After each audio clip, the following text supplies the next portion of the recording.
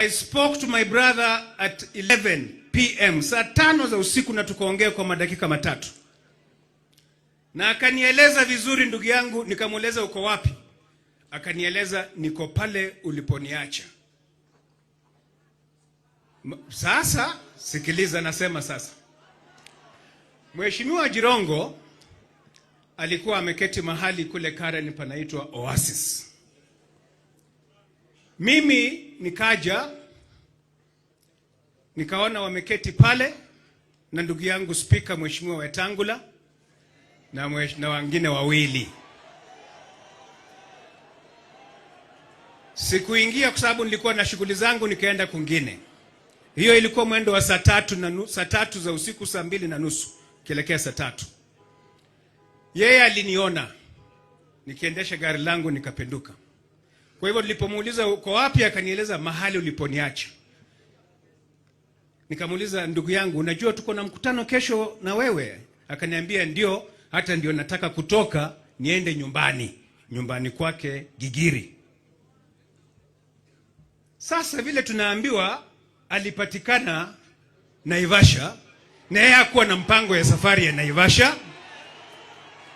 My brother had not planned to go to Naivasha. I can vouch on that one. And I want to tell you my people, nataka munisikize. Namjua huyu ndugu yangu sana. Hali alivyoongea na mimi, you are lying to me if you tell me Jirongo drove himself to Naivasha. It is a lie. He never drove himself to Naivasha. Namjua sana. Kwa hivyo amekufa kwa hali ambayo ni tatanishi. Na wakati tunauliza maswali, we mean it. Wala wanasikia vibaya tukuuliza maswali, we will continue asking these questions until we get the answers. Wala wana shida na maswali yetu, we are telling them unless watunyamazishe hata na sisi, we will continue asking these questions. Mukituambia ndugu yangu aligongana na basi. Ati basi naenda wapi? Busia. Imebeba passengers wangapi? 65. Watu wanaenda Busia ni watu gani? Kuna Muluya Kenya yeye ajui Jirongo? Mbona hata mmoja kwa hiyo basi hajajitokeza aseme nilikuwa kwa hiyo basi niliona hii ajali? I am yet to see a single person. I'm yet to see, labda nyinyi mmeona, mimi sijasikia yoyote. Yule mtu tulisikia akiongea ni yule driver Mkikuyu wa basi. I am yet to see a single person. Na vile Waluya tunapenda maneno na story, tungetoka na masimu zetu tupige picha. Mnataka kuniambia watu 65 hata hakuna mmoja alitoka akapiga picha? You are lying to us, mnatudanganya.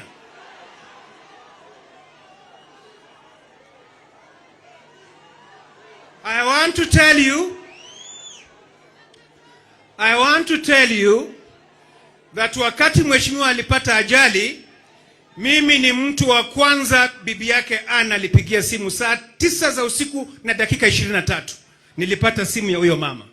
Akaniambia ndugu yako amepata ajali naelekea Naivasha. Hata nikamwambia simama nikuendeshe. Akasema wewe utanipata mbele. Alikuwa na msichana wake wawili kwa gari. Nami nikatoka nikamfuata nyuma. I was one of the first people kufika hapo. Nilipata gari ikiwa pale mahali kwa ajali wakijaribu kuiload. Basi likipata ajali lazima waite basi lingine litoke sijui Nairobi wapi ndio likuja lichukue watu. I didn't see a single person on the site. Watu walienda wapi?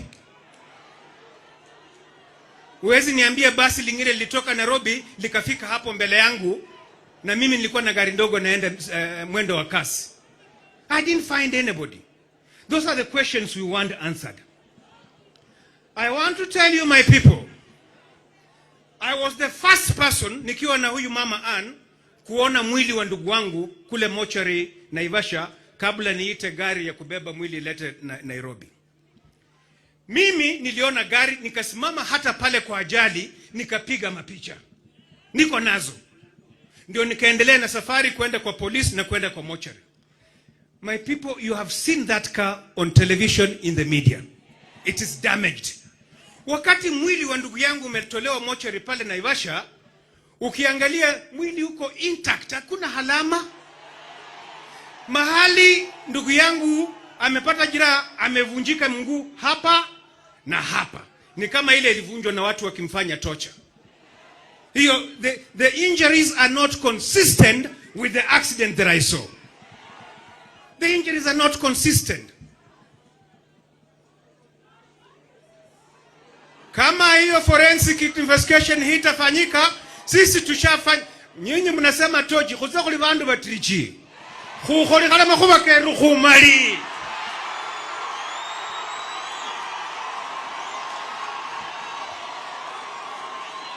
Kuza khumali.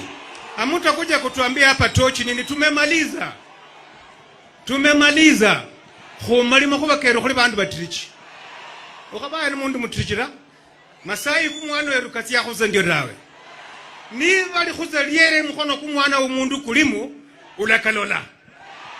Ulakalola.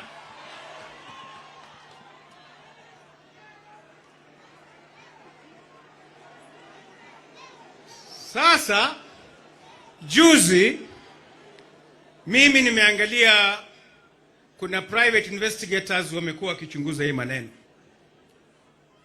Wamepiga picha zao vizuri zile za CCTV, wanafanya analysis. Ukiangalia hiyo gari ya inasemekana ya Jirongo ilipoingia kwa petrol station pale Naivasha, ilikuwa na passenger pale kwa kiti ya mbele. Haikuwa na mtu mmoja. Imefanywa analysis, kuna mtu ameketi pale mbele. So wakati natoka ikapata ajali, huyu mtu mwingine ako wapi? Mbona Jirongo alipatikana peke yake kwa gari? So there are so many gaps. There are so many glaring gaps in the demise of our brother. So many glaring gaps. And we will continue asking these questions. We will. Certainly, we will. We are demanding, not requesting, demanding for a thorough forensic investigations into the death of our brother. It's a demand.